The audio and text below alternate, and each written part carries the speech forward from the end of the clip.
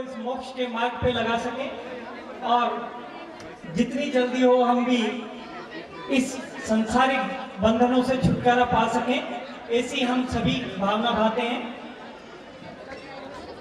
निवेदन करूंगा, आज के कार्यक्रम महिलाओं का जो आपस का कार्यक्रम है, महिला सम्मेलन, इसमें हमारे मध्य अपनी श्रीमती आशा जी उपस्थित हैं। आशा जी आए और हमको मार्गदर्शन दें, कार्यक्रम की विधिवत शुरुआत करें। नाथ भगवान की जय, बजय गुप्ती सागर जी महाराज की जय।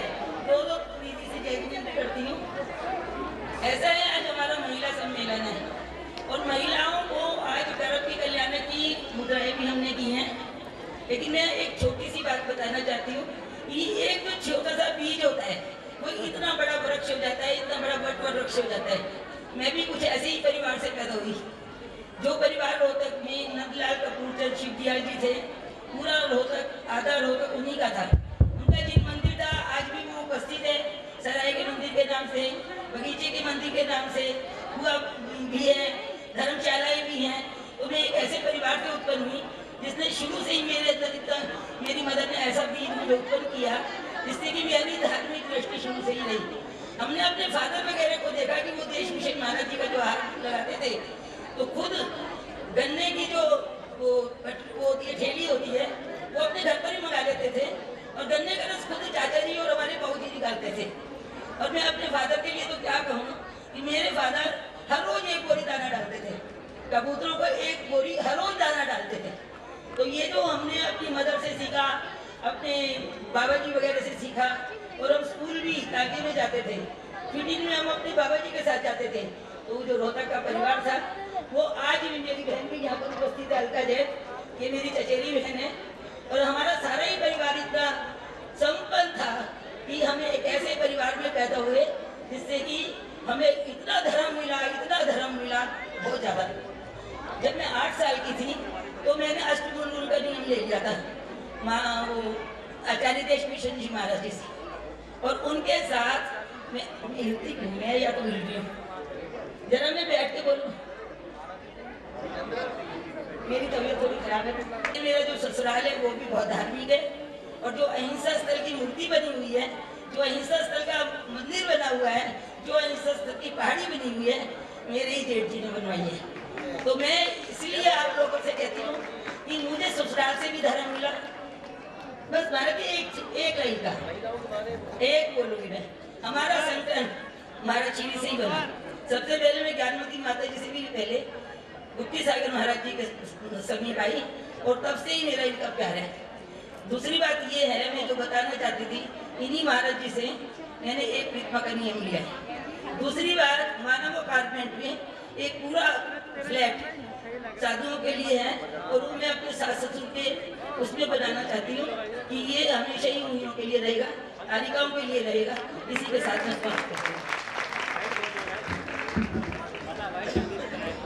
बहुत बढ़िया। आज का जो महिला सम्मेलन है, इसमें हमारे मध्य एक बहुत ही विभूति, जिन्होंने जैन धर्म का प्रचार दुनिया के 80 देशों में किया है, पुणे से हमारे मध्य पधारी है और अभी वर्तमान में अमेरिकन यूनिवर्सिटी में प्रोफेसर है। मैं चाहूंगा ऐसी विभूति के लिए आप सभी एक बार जोरदार करतल ध्वनि से उनका अभिनंदन और स्वागत करें। डॉक्टर नीलम जैन। डॉक्टर नीलम भाई, मैं आपकी वजह से नहीं खड़ा, कहीं आप सोच रहे हो।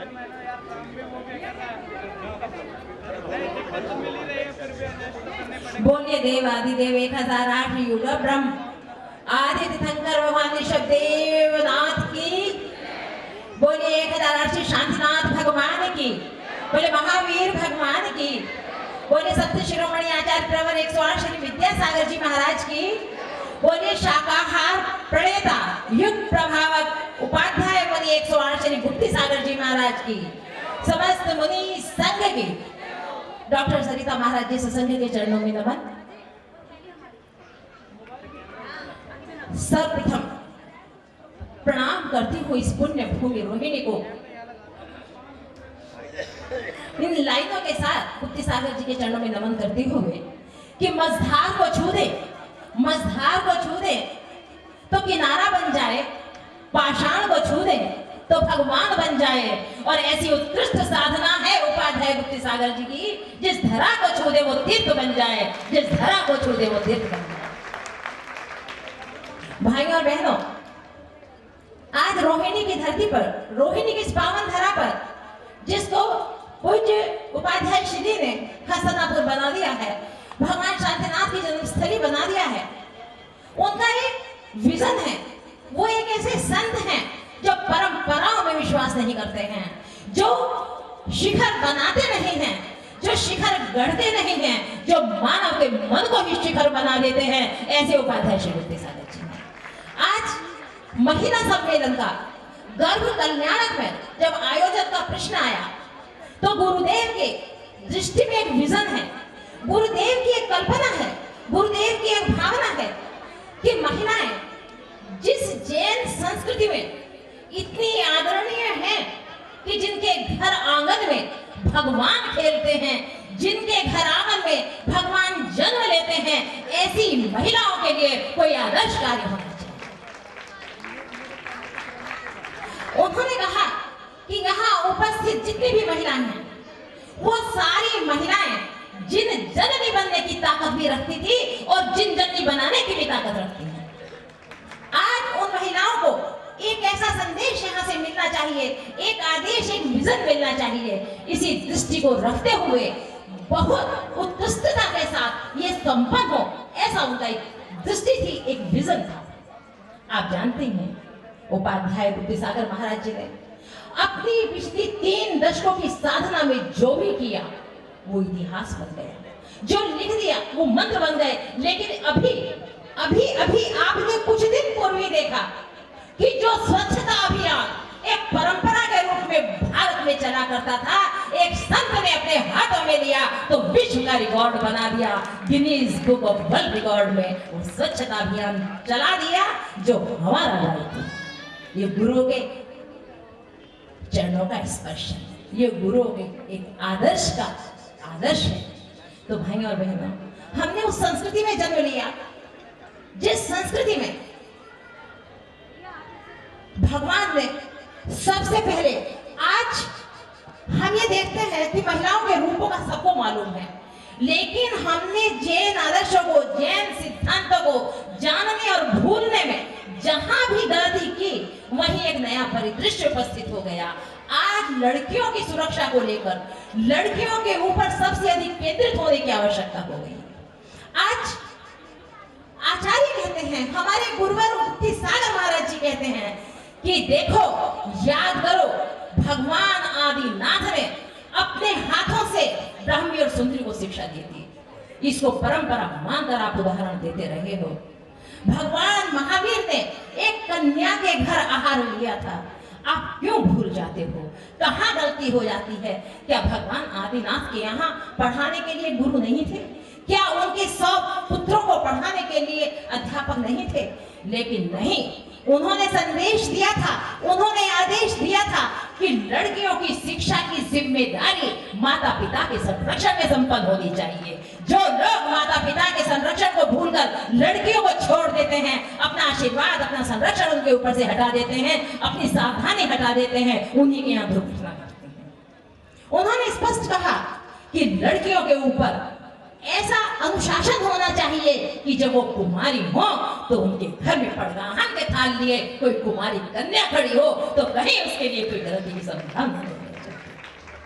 ये आदेश देकर हमारे गुरुओं ने भेजा है। और इसी आदर्श की उपस्थिति के लिए अभी मैं सपने में देख रही थी कि माता ऐरा देवी गुप्ती सागर जी के चरणों में आई और रो रही थी, फूट फूट कर रो रही थी कि महाराज जी, सारी दुनिया मेरे भाग्य की सराहना करती है। आज इंद्र देवेंद्र मेरे घर में रत्न बरसा रहे हैं, लेकिन मैं कितनी अभागी औरत हूँ।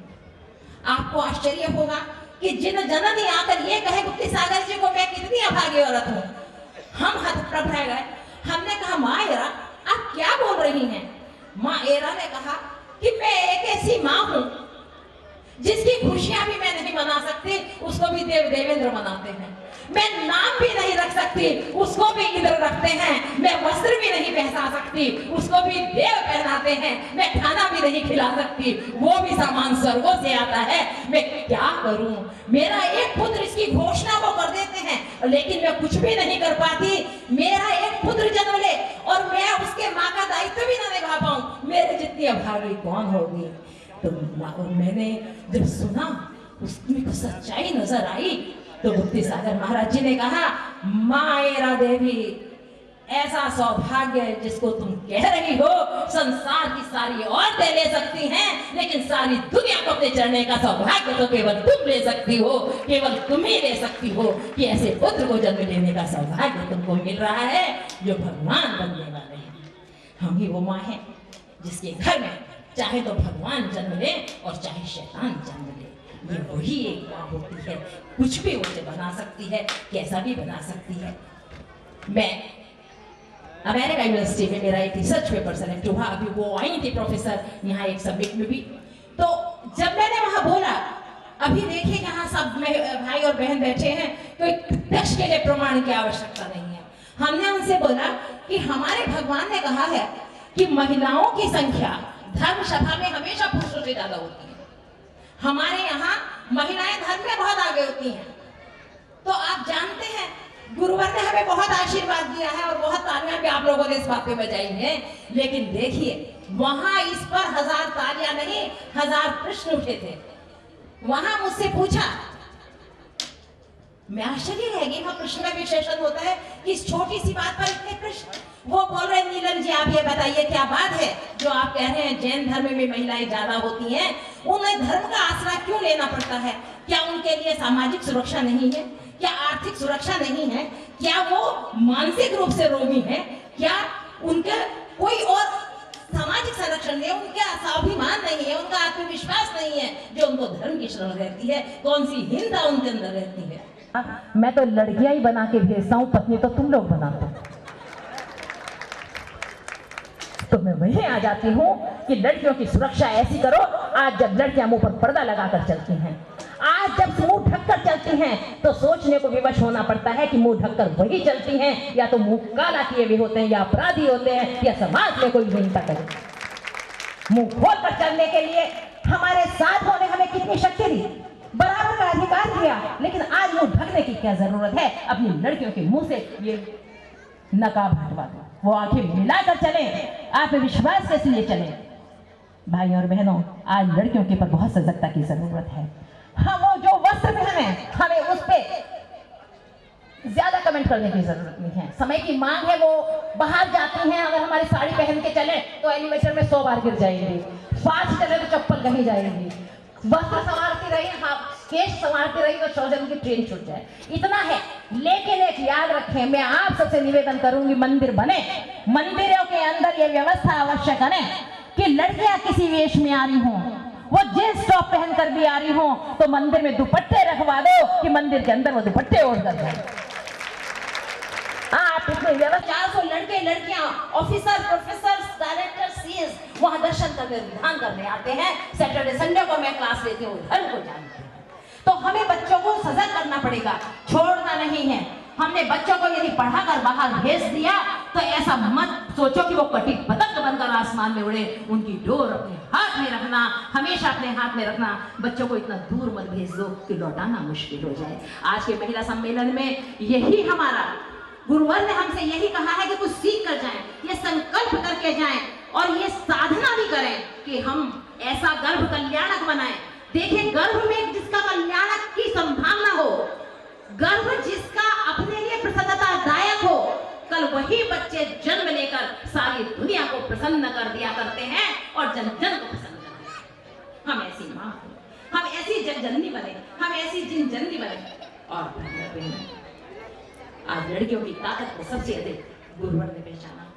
हमने जब भी हम आए थे 25-26 साल पहले गुरुवर के चरणों में जब आई, एक झिझक सी रह गई थी।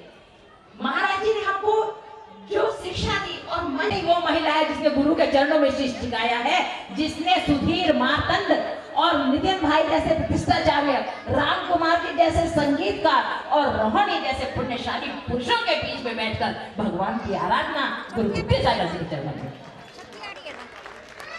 अभी सुधीर मार्तंड यहाँ बैठे हुए हैं, न्यू जर्सी में पंच कल्याणक हुआ, मैं भी वहां आमंत्रित कि सुधीर मार्तंड ने क्या किया, क्या करिश्मे दिखाए, वो जग जाहिर है, सारी दुनिया ने टीवी पर देखा है।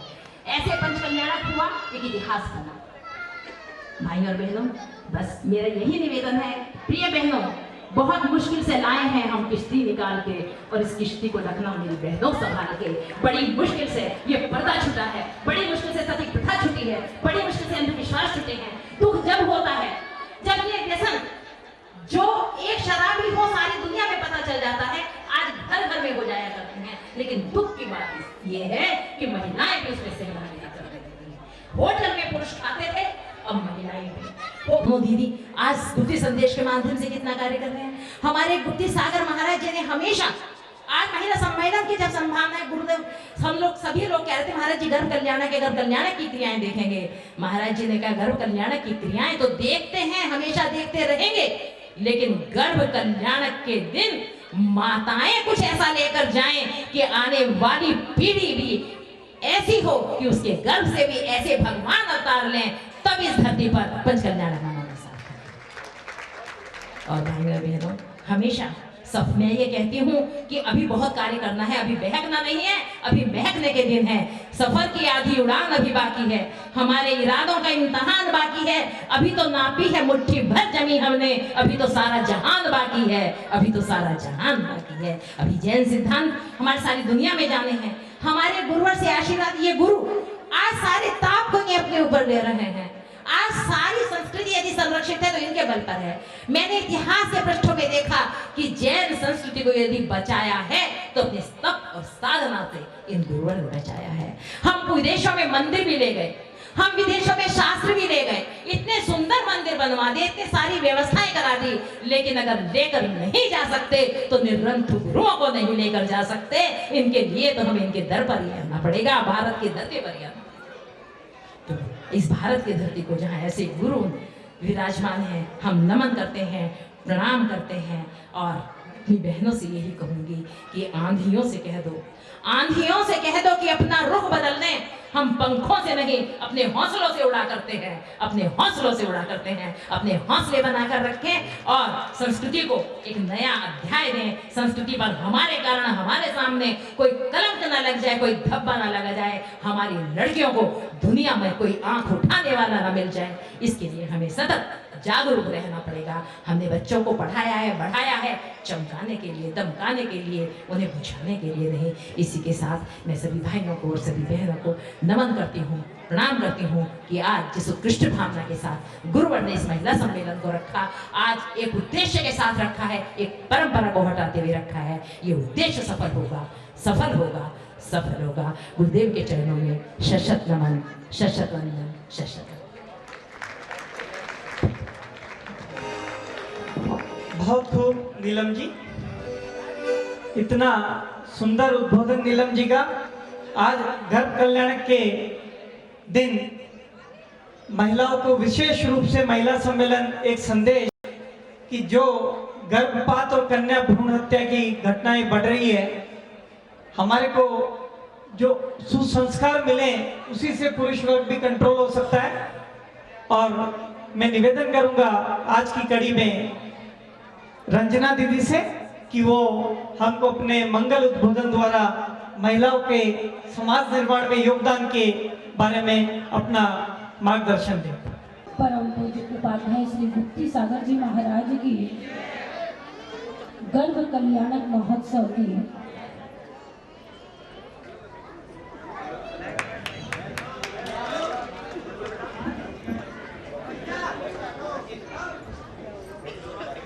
गुरु से बढ़कर कुछ नहीं, क्या पैसा क्या नाम,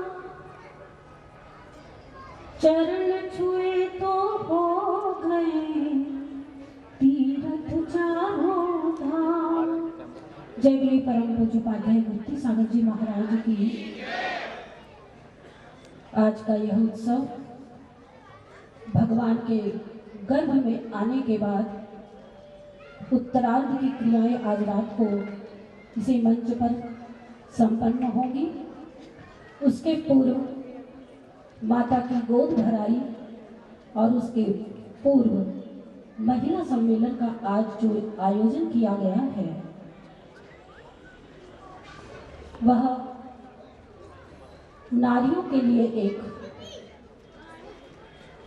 बहुत बड़ी आवाज होगी कि जहां भी माता की गोद भराई हो, अधिक से अधिक माताएं आकर के उन प्रभु का गर्भोत्सव मनाएं, जिससे हमारा जीवन भी कल्याणमय हो जाए। 4 पंक्तियां आपके सामने हैं कि नारी कांटों का गुलाब है, नारी कांटों का गुलाब है, महकती हुई चमेली, जीवन एक सुलझन है, उलझी हुई पहेली।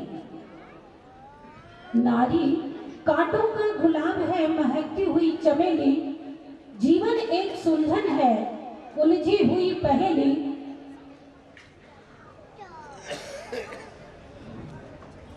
प्यार करे तो जीवन दे दे, प्यार करे तो जीवन दे दे, बैर करे तो जीवन ले ले, हुंकारे तो राष्ट्र जगा दे, ललकारे तो राष्ट्र जगा दे, हुंकारे तो क्या करे, हुंकारे तो आग लगा दे। कितनी सुंदर ये 4 पंक्ति आपके सामने है कि नारी कांटों का गुलाब है, महकती हुई चमेली, जीवन एक सुलझन है पर उलझी हुई पहेली। प्यार करे तो जीवन दे दे, बैर करे तो जीवन ले ले, ललकारे तो राष्ट्र जगा दे और हुंकारे तो आग लगा दे। बंधुओं,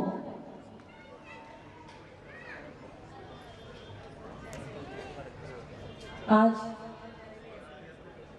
नारी जीवन में कितने उपसर्ग और परिसर आते हैं, फिर भी भगवान ने इस धरती पर नारी को भेजा है।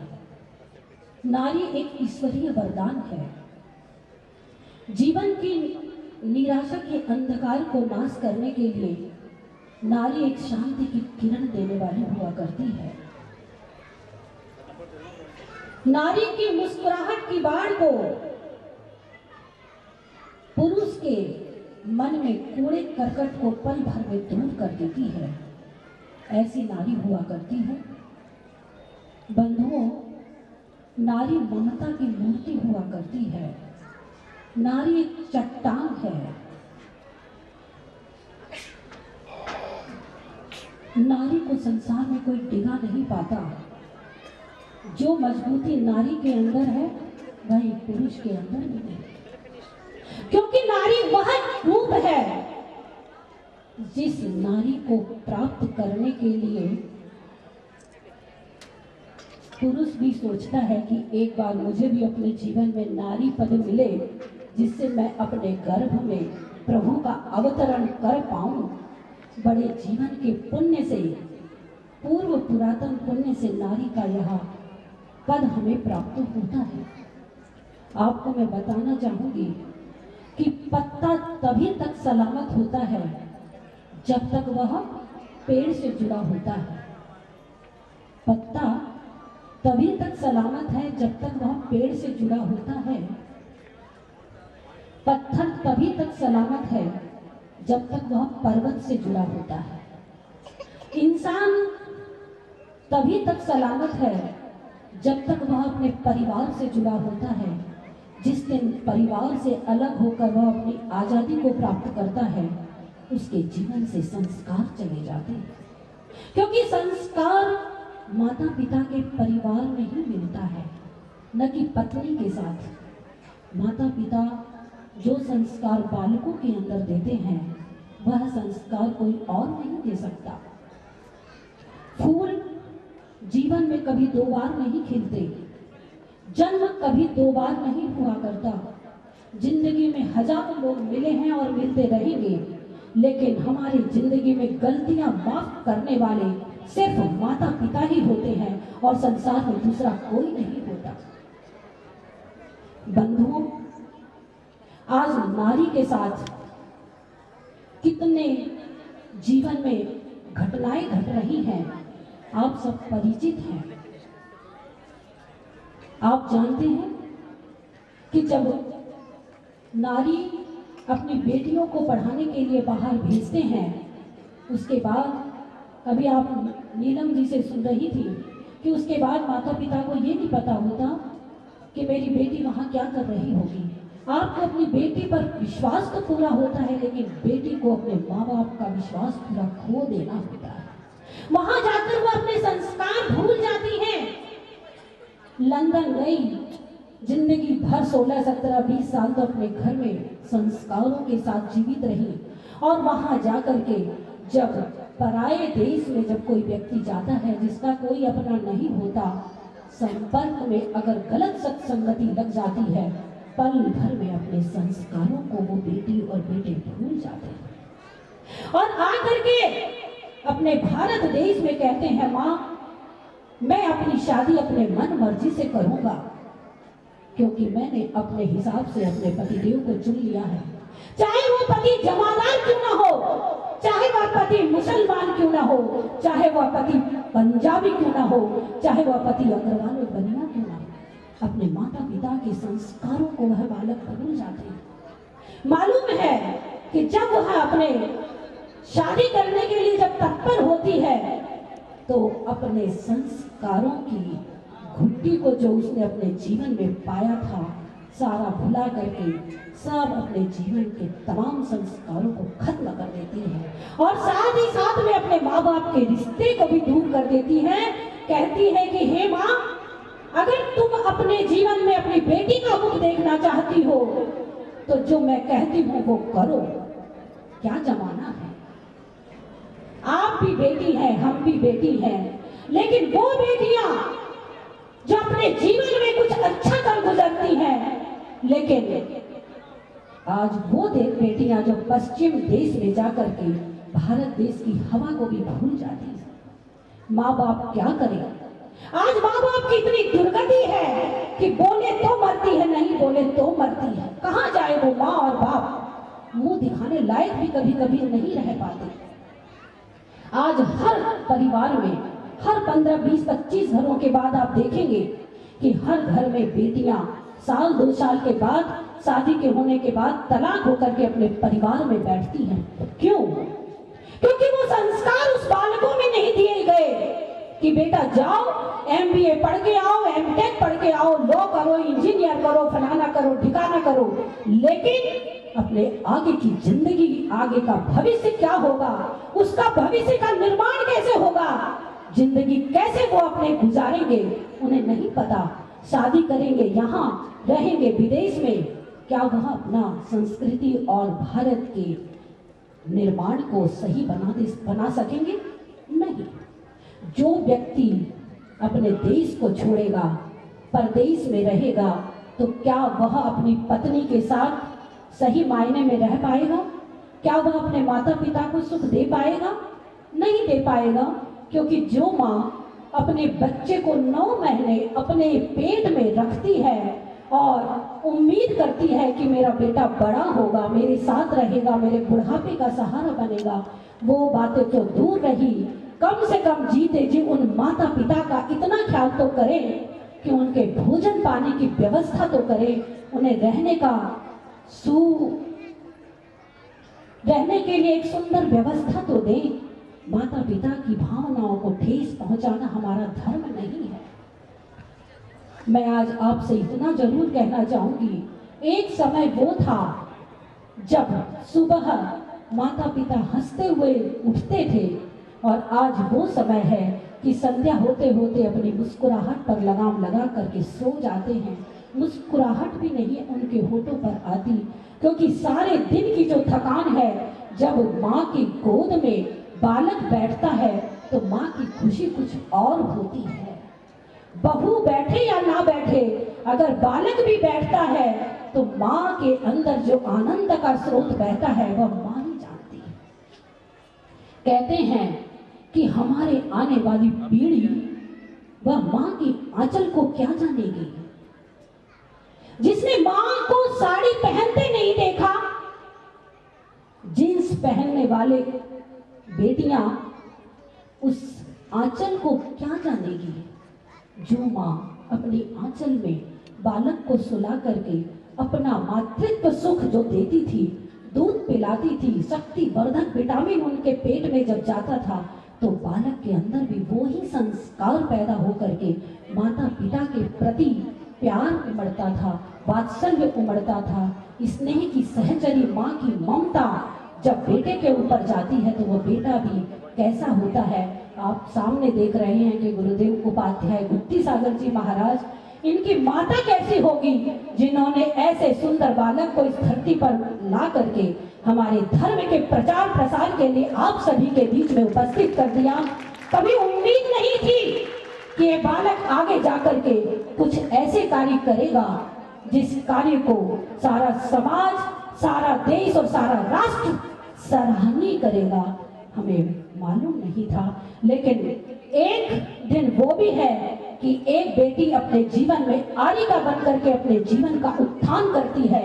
एक बेटी वो भी है जो अपने जीवन में अपना मुंह काला करके संसार में अपने मुंह को दिखाने लायक भी नहीं रहती। मैं आप सभी के यही भावना करती हूँ कि मुस्कान से तो हर हृदय, मुस्कान से तो चेहरे की कीमत बढ़ती है, मुस्कान से चेहरे की कीमत बढ़ती है, लेकिन प्यार हमारे हृदय की कीमत बढ़ाता है, आदर हमारे व्यवहार की कीमत बढ़ाता है और मित्र और परिवार हमारे जीवन की कीमत बढ़ाता है।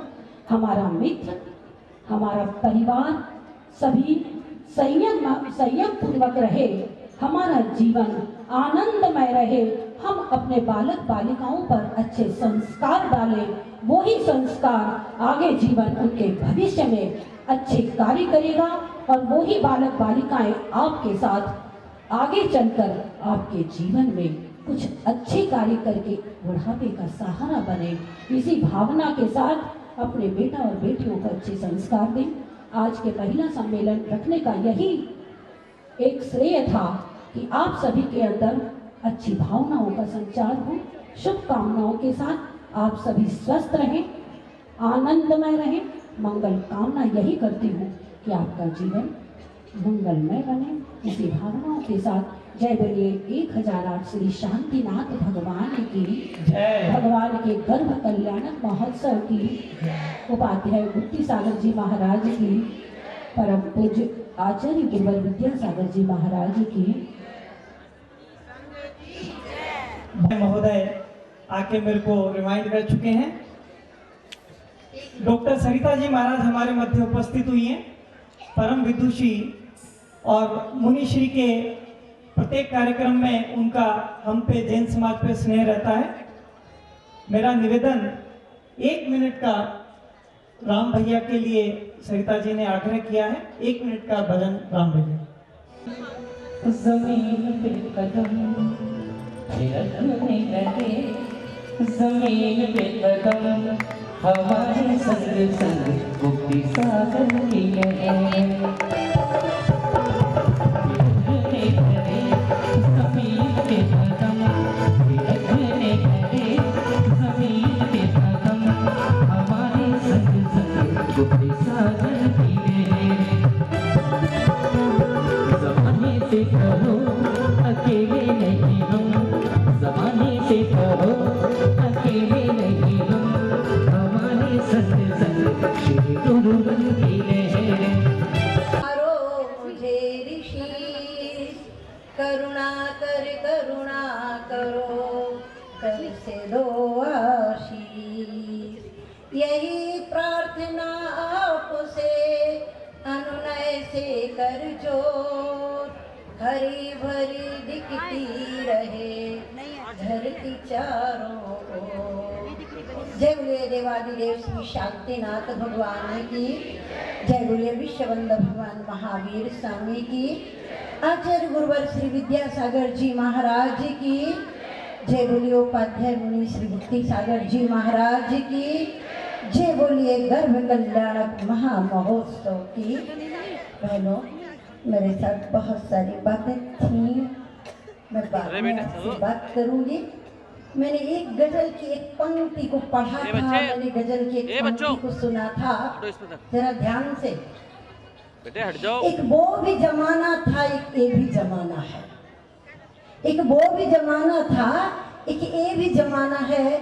और मुझे दोनों जमानों की बातें करनी थी, लेकिन वक्त नहीं है, क्योंकि महाराज श्री ने इशारा पहले ही वक्ता को कर दिया, तो सचेत हो जाना मेरा अपना धर्म बन जाता है। फिर भी मैं आपसे ये कहना चाहूंगी कि नारी क्या है? सूरज सी तपती है नारी, सूरज सी तपती है नारी, गगन सी झुकती है नारी। सूरज सी तपती है नारी, गगन सी झुकती है नारी, पवन सी चलती है नारी, गंगा सी छलकती है नारी। फूलों सी महकती है नारी, बादल सी बरसती है नारी, धरती सी सहती है नारी, वृक्षों सी फलती है नारी। क्या कहूँ बहनों मैं तुमसे, पृथ्वी का प्रकृति का प्रतिबिंब है नारी, प्रकृति का प्रतिबिंब है। माता और बहनों, मैं आज बहुत संक्षिप्त में आपसे बात करूंगी। मैं आपसे एक बात पूछना चाहती हूँ कि हर व्यक्ति की पहली माँ क्या होती है? हाँ, हर व्यक्ति की पहली महिला क्या होती है? कोई नहीं बोला? माँ। हर व्यक्ति की पहली महिला माँ होती है। और जो व्यक्ति माँ के मातृत्व का अमृत पी लेता है, वही नारी को, माँ को सम्मान दे पाता है, दूसरा उसे सम्मान नहीं दे पाता। महाराज जी की महती कृपा, उन्होंने मातृत्व के महत्व को समझा। और यहाँ पर किसी राजनेताओं की भीड़ इकट्ठी नहीं की। यहाँ पर महाराज श्री ने उन्हीं बहनों को एकत्रित किया है, उन्हीं को यहाँ उपस्थित किया है, जिनसे उन्हें कुछ बात करनी थी, जिन्हें उन्हें कुछ सीख